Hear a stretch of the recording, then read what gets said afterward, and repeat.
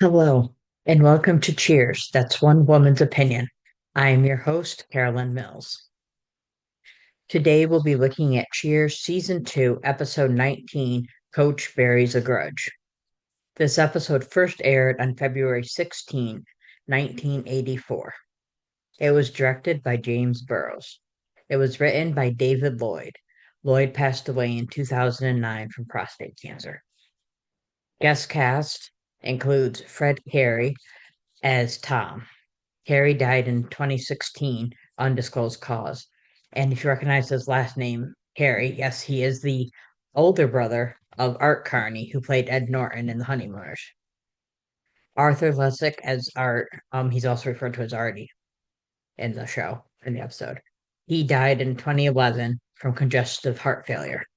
Don Bexley as Charlie. He died in 1997 from heart and kidney failure. Jack O'Leary as Lefty. He died in 1989 from an undisclosed cause. Bob Lobel as customer number one, and Al Rosen as Al. And of course, he passed away in 1990 from cancer. Cheers is filmed in front of a live studio audience, was said by John Ratzenberger in this episode. So let's jump into our summary and our cold open. Sam gives, I typed that wrong. Diane gives Sam a gift for laughing at him last night. She brought him a sweater. Sam does not want to wear it, afraid people will laugh. He reluctantly puts it on. When he comes out, Norm and Cliff turn away. Diane laughs. She says, I never saw a flounder in a sweater before, where everybody knows your name, place. The gang are watching basketball when the TV stops working. Carla fixes it by saying, work or die. Carl in the scene kind of reminds me of Fonzie and Happy Days when he hits the jukebox and it just starts playing. She just speaks it and it happens. Norm misses Vera. She's out of town visiting her parents. He didn't go because her parents don't think he's really trying to find a job. Carla asks Sam for some drinks. He says that Coach should be back from Phoenix by now. Coach is at his best friend's funeral from his Red Sox playing days. T-Bone Pachoni. I'm probably pronouncing that wrong. I've been trying for a while and I still can't get it. And there's two different scenes when his last name is mentioned. Usually they just say T-Bone. But here it's mentioned then later on. And then the closed captioning, which as I told you guys, since I can't hear well, I use closed captioning. His name is spelled differently both times.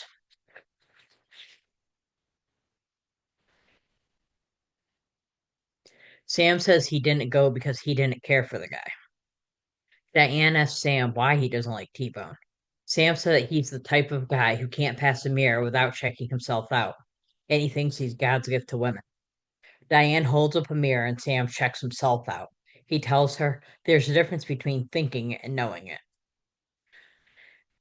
This actually makes me laugh, and I'm guessing other people feel the same way, but I know people like this. I've literally seen people who cannot pass a mirror and not check themselves out. I'm related to one of my brothers. Literally every time he goes past mirror, he's checking out his hair. And Coach arrives and apologizes for being late. He had a cardboard cutout of T-Bone. Sam's not thrilled. He tells Coach he will put it in the office for safekeeping. Coach says the funeral's nice, but the people didn't really know him. Coach says the funeral should have been held in Boston where his friends are. I thought this was strange. I've known people who have passed away in other cities or whatever, and they've been brought back for the funeral with their where their family and friends are. I mean, even Princess Diana. I mean, granted, she was royalty, but good example because everybody knows her. She was brought back to London where everybody knew her. Not that everybody in the world didn't know her, so she could have been anywhere, but I'm talking about the close, intimate friends and family that she had. She was brought back. It's just common when somebody passes away, you're going to want to have the funeral where people would know them, unless they don't have any family or they can't find them or whatever. But this guy apparently is well known. So Coach was right.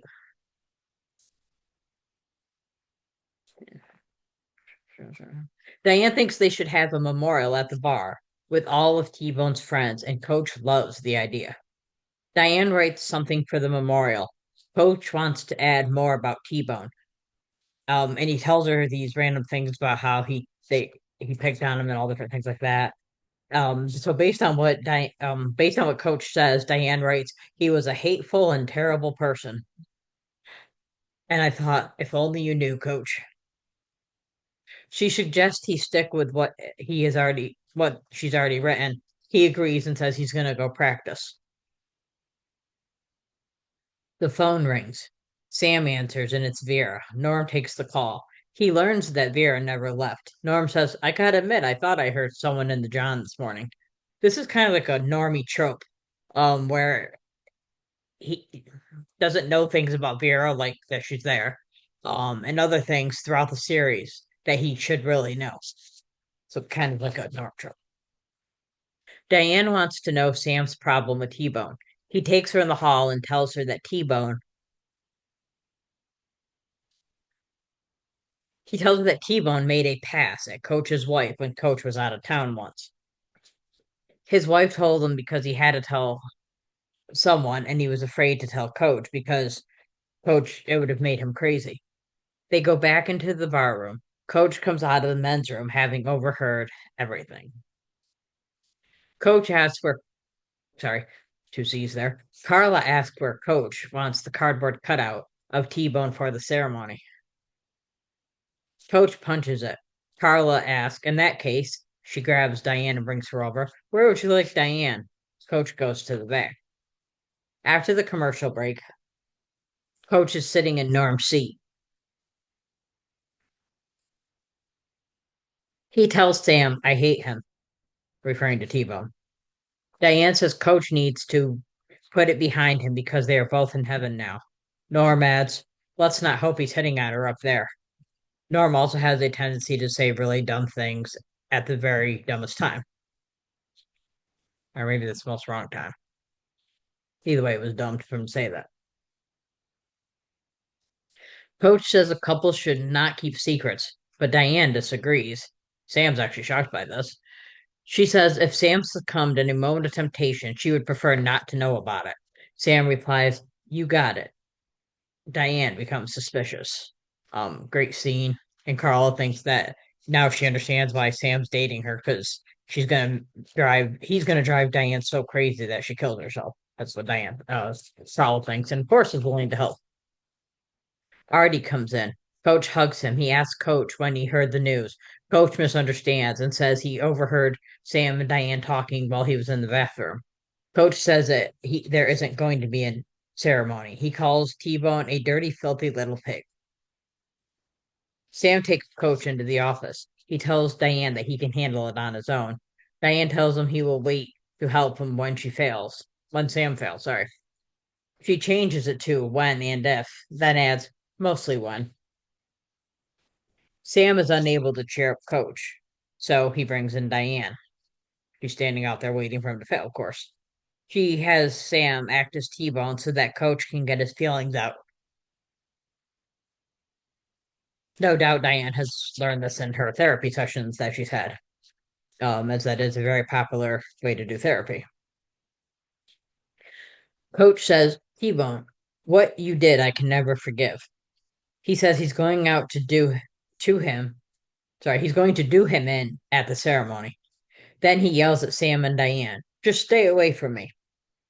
This is a great scene with Coach. I'll talk about it more later.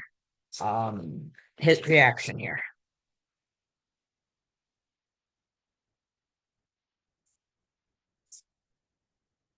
Coach leaves the office telling everyone, let's get this over with. He gives a speech explaining T-Bone was a son of a, but he can't bring himself to say what he was thinking of. So he says, T-Bone Scarpa, whatever his last name is, was a son of an immigrant. He then ends up giving a nice speech and ending with, I love that man. This was also a really great scene, which I'm going to talk about a little bit more.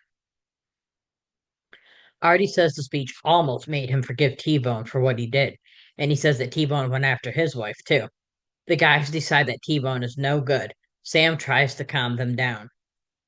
The guys decide to do to the cardboard cutout what they should have done to T-Bone while he was alive, so they go out to hang the cardboard cutout.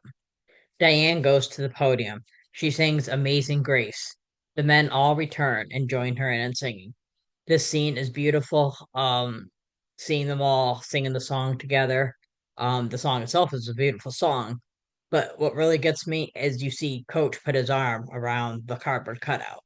Like he's now forgiven, of course, the title, Coach Buries A Grudge. I think that was absolutely beautiful scene. So I gave this episode 5 out of 5 beer nuts. It was funny, yet very poignant episode. Coach is torn. He wants to expose his friend, but still loves T-Bone despite what he did. And I think Shelley Long does an excellent job singing Amazing Grace. And then, of course, when the others join her, it's also a very beautiful scene. The MVP, of course, Nicholas Colasanto. And I said I would discuss some of these things a little bit, and that's why I wanted to wait till I give the MVP awards. So, in the scene when he yells at Diane and Sam, just stay away from me. I have seen this many times, and I jump when he does that scene because you can hear the hurt in Calasanto's voice as an actor. He pulls up that emotion, you hear it, and it's jarring.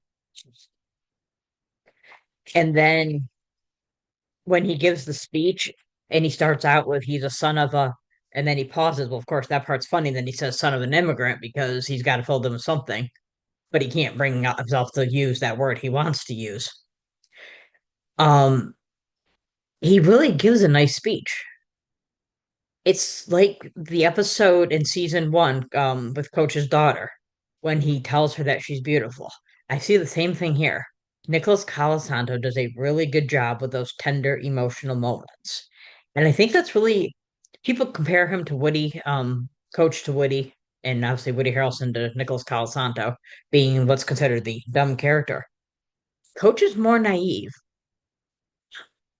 I guess Woody's naive too, but Woody doesn't have those tender moments because he's too young. He hasn't lived it. Coach has the tender moments, and Nicholas Colasanto plays that part to perfection.